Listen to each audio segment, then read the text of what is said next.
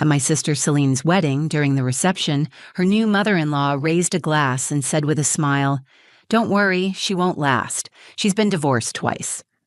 Celine froze mid-laugh. You could see it hit her like a punch to the chest. Her smile vanished. She looked over at her new husband, Nathan, but he didn't say a word, just kept grinning, like it was some sort of joke. I stood there, watching from a few feet away, my hands clenched at my sides. My sister had survived 2 painful divorces. This day was supposed to be her fresh start, her moment. And that woman, Dolores, just cut through her like she was disposable. I didn't say anything. Not yet. Then, from the back of the room, a woman stood up. She looked calm, controlled. She was in her late 30s, dressed in a slate blue dress that didn't quite fit the theme, like maybe she hadn't planned to attend. She held up her phone and said, loud and clear, "Actually, I'm his first wife, and you need to see this." Everyone turned. The music stopped. Chairs scraped on the floor. The groom, Nathan, went pale. That's when everything unraveled. "My name is Kaya. I'm 35, a high school English teacher, and I've always been more of an observer than a participant. I'm the older sister who fixes things quietly in the background. I don't cause scenes. I don't create drama.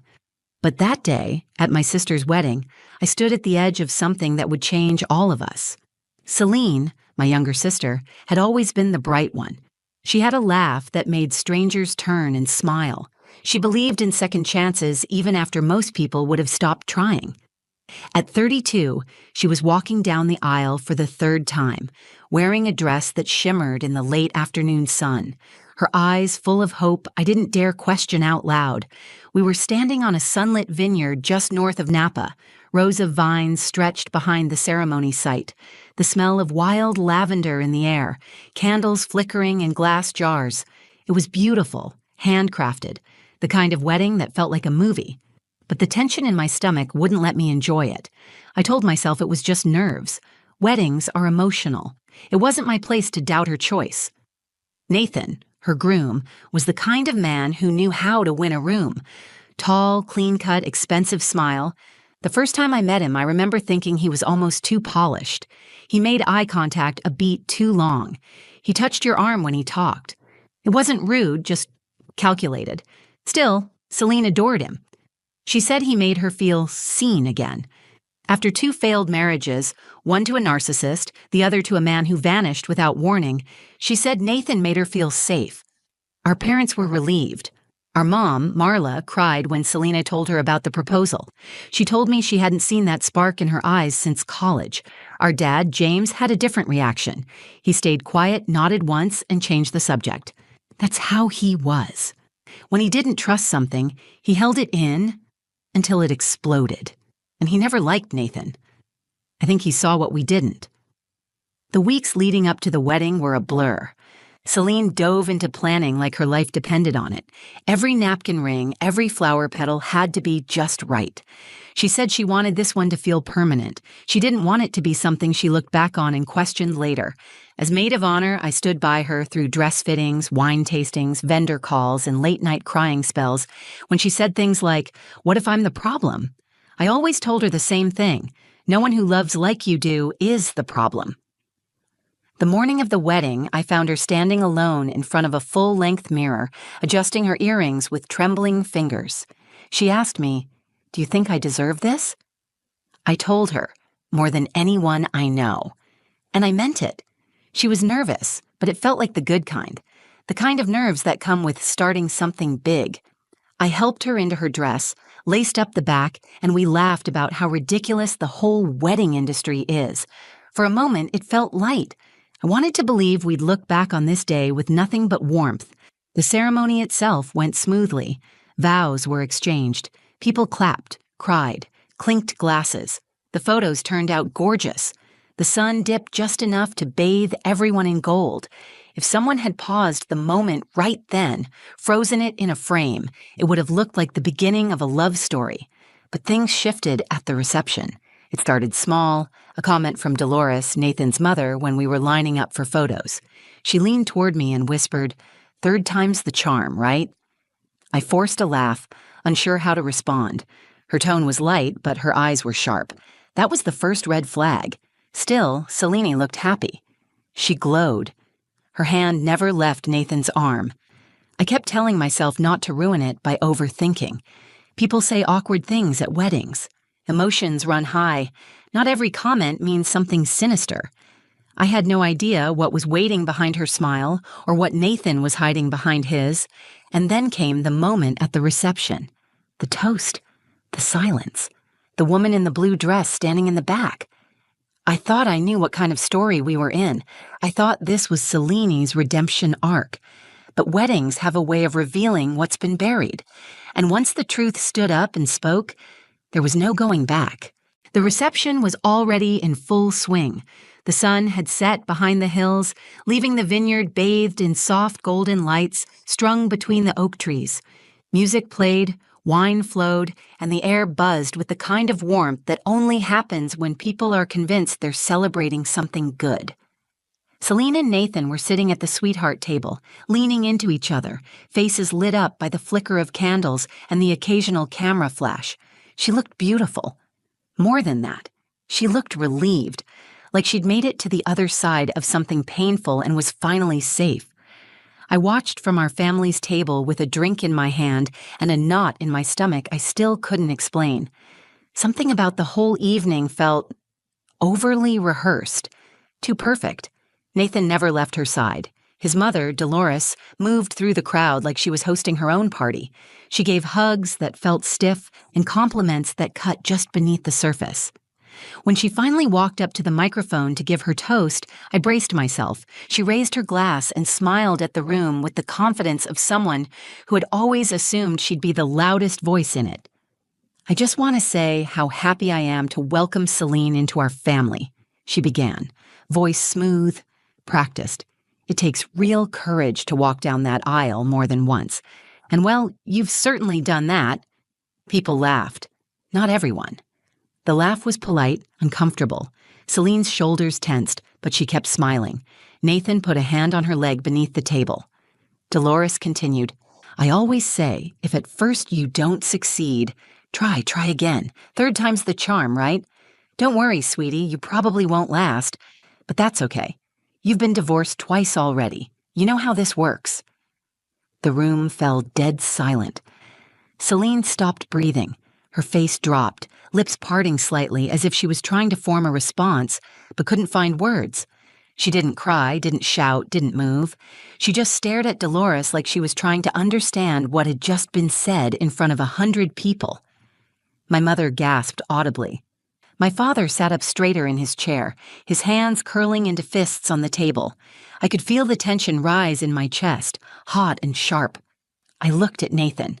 He wasn't laughing, but he wasn't shocked either.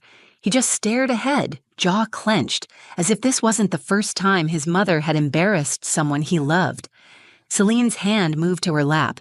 I could see her fingers digging into the fabric of her dress. She still said nothing. I wanted to stand up.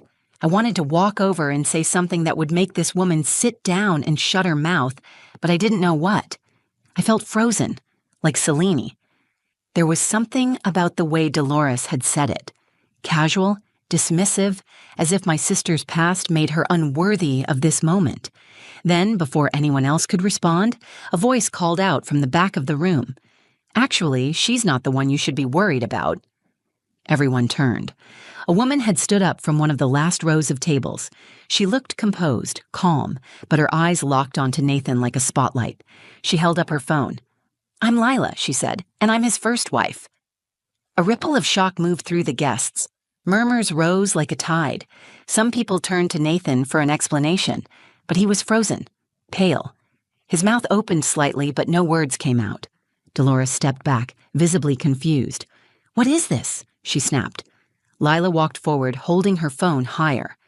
"This is a copy of our marriage certificate, and this," she added, tapping the screen, "is a photo of us, from last summer, because he never filed for divorce."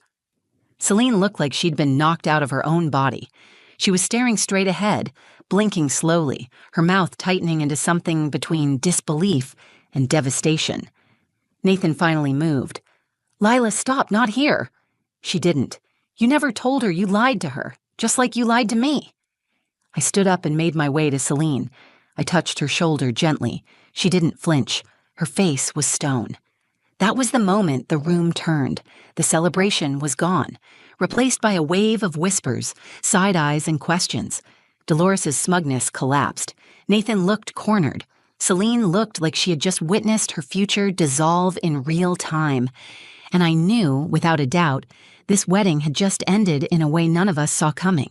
I stood next to Celine, my hand resting on her shoulder, waiting for her to react, to breathe, to do anything at all. But she didn't move. She was staring at Lila like she was trying to make sense of the moment, like maybe she was hallucinating. Her face had gone pale.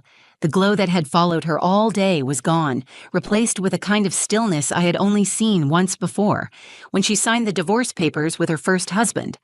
Lila held her phone steady. "You deserve to know the truth," she said directly to Selene. "I didn't come here to humiliate you. I came here because someone had to stop him from doing this again." The guests were frozen in place, unsure whether to sit or stand, whether to stay or flee. The music had stopped. The air had changed. I could feel the heat building at the back of my neck, that electric tension that comes when people are trying to pretend they're still at a party, but know they're actually witnessing something fall apart. Nathan finally stepped forward. His face was blank, but his eyes darted to Celine, then to Lila, then back again. "Celine, let me explain," he said, his voice low, almost rehearsed. "It's not what it looks like." Celine blinked once, then again. She turned her head toward him slowly. "You're still married," she said. Her voice was calm, but her words cut through the air like glass. "She's your wife." Nathan shook his head. "It's complicated. I meant to file. We've been separated for years. We're not together. You have to believe me."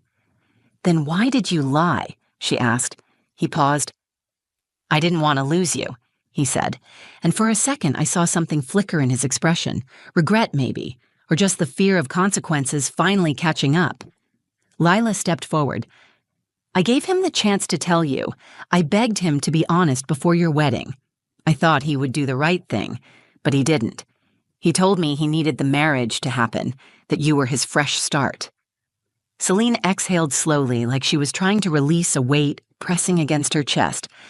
She reached up and began to unclip the veil from her hair. Her hands trembled slightly. She placed it gently on the table in front of her. Dolores, who had been silent for the past few minutes, finally stepped in. "This is absurd," she said, her voice sharp and defensive. "You let that woman come here and ruin my son's wedding? What kind of person does that?" Celine turned her gaze toward her. "You said I wouldn't last, that I've been divorced twice, but your son isn't just a liar. He's a married liar. And you," she pointed calmly, "you stood there and mocked me before you even knew the truth. I guess now you don't have to worry about whether I'll last. I won't." Dolores opened her mouth to respond, but Celine had already turned back to Nathan. "You let me walk down that aisle thinking I was your future," she said, voice rising. "You looked me in the eye and promised me things that belonged to someone else. You let your mother belittle me while you stood there and said nothing." Nathan reached out for her hand. She pulled back immediately. "I need to go," she whispered, almost to herself. I stepped in closer and nodded. "We're leaving," I said. "Now." Selene stood slowly. Her legs looked unsteady, but she didn't fall. She straightened her back, took a breath, and started walking toward the edge of the tent where the cars were parked. Guests parted as we passed, whispering, unsure if they should speak.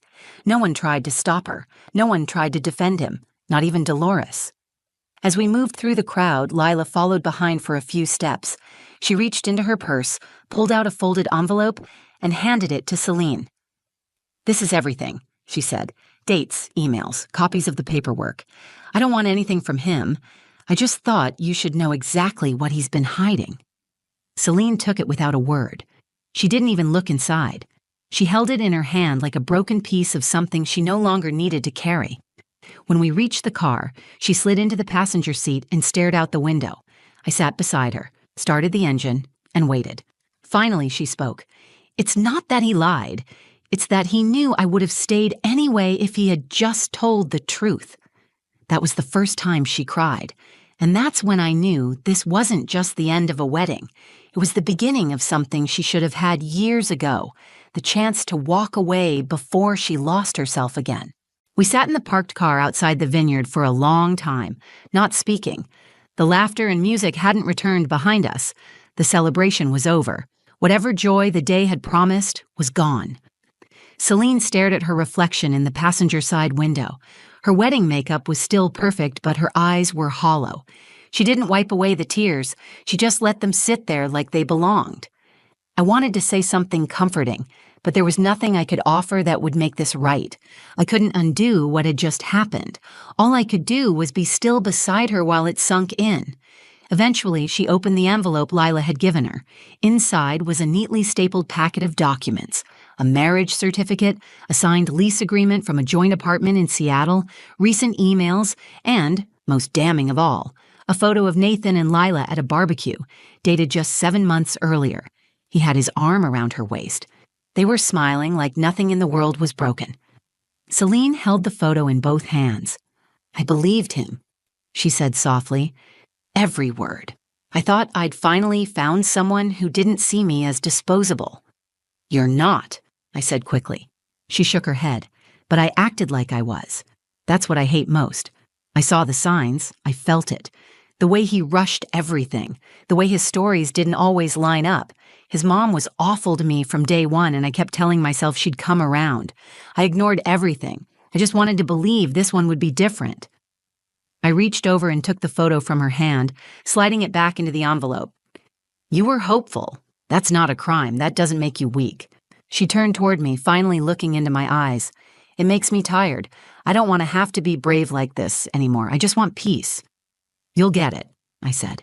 "But first you need to go back in there and say what you need to say. Not for him. For you."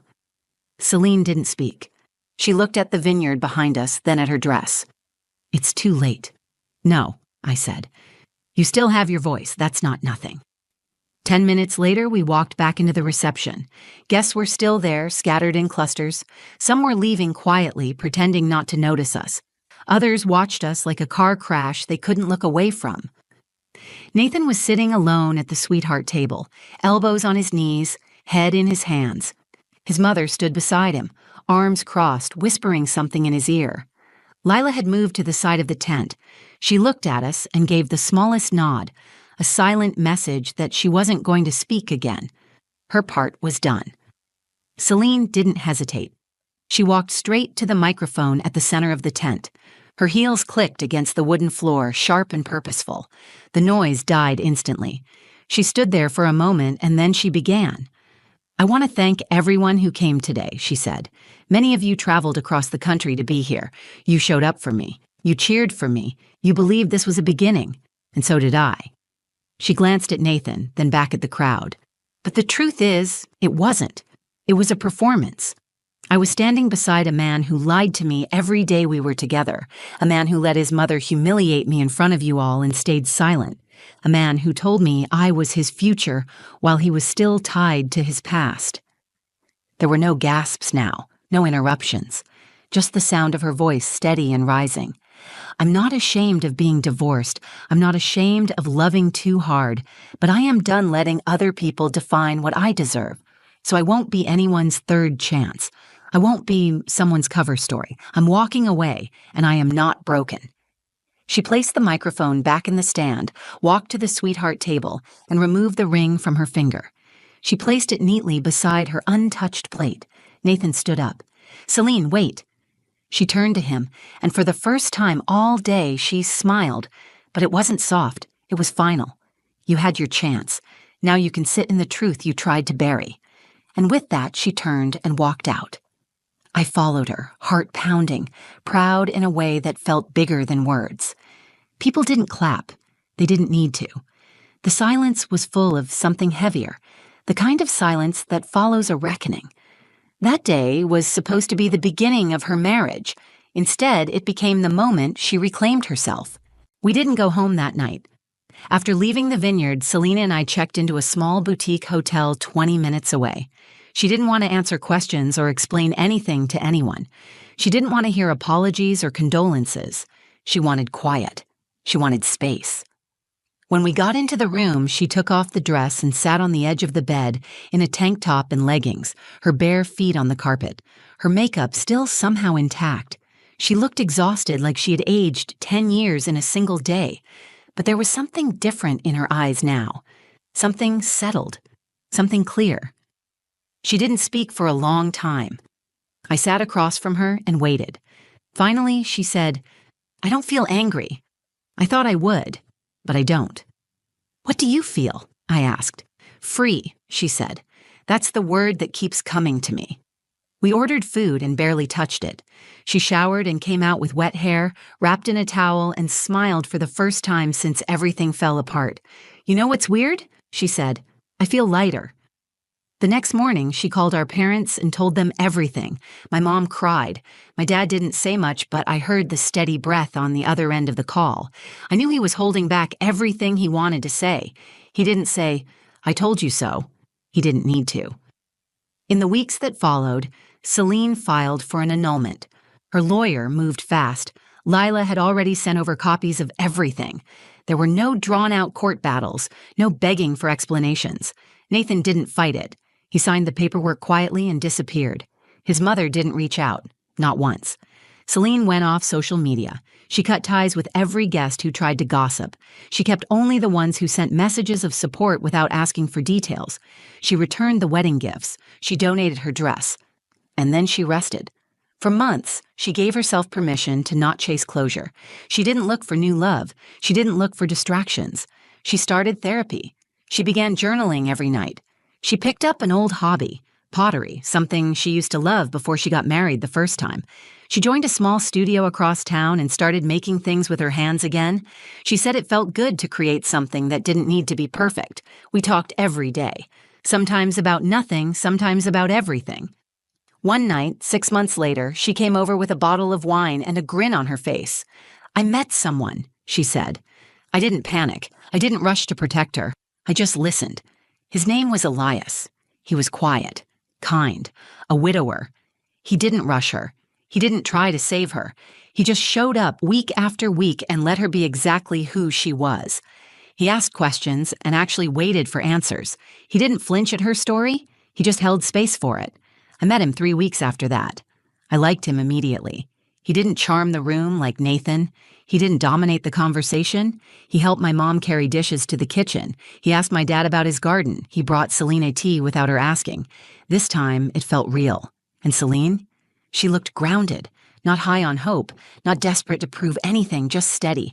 She told me later that she didn't feel like she was starting over. She said, "I'm just continuing. This is me, moving forward. No more reinventions, no more fixing broken people, just walking my own way. And if someone wants to walk with me, great, but I'm not dragging anyone ever again." I think about that a lot. Looking back, I used to wish I'd said something sooner. I used to wonder if I could have stopped the wedding before it happened. But the truth is, she had to see it for herself. She had to hear those words, face that betrayal, and walk away on her own terms. Because that moment, when she stood in front of that room and reclaimed her voice, that was the real beginning. Not the wedding, not the dress, not the ring. The moment she chose herself over the story she thought she was supposed to live. And watching her do that, that was the most beautiful part of the whole day. If this story moved you or reminded you of someone who's been through something similar, share it with them. Sometimes all it takes is hearing one voice to help someone find their own. I'd love to hear your thoughts. Have you ever watched someone walk away from something they thought was love? Or maybe you've had to do it yourself. Drop a comment below. Let's talk about it. And if stories like this speak to you, if you believe in truth, strength, and second chances, go ahead and like the video, subscribe to the channel, and hit that notification bell so you don't miss the next one. Thanks for being here.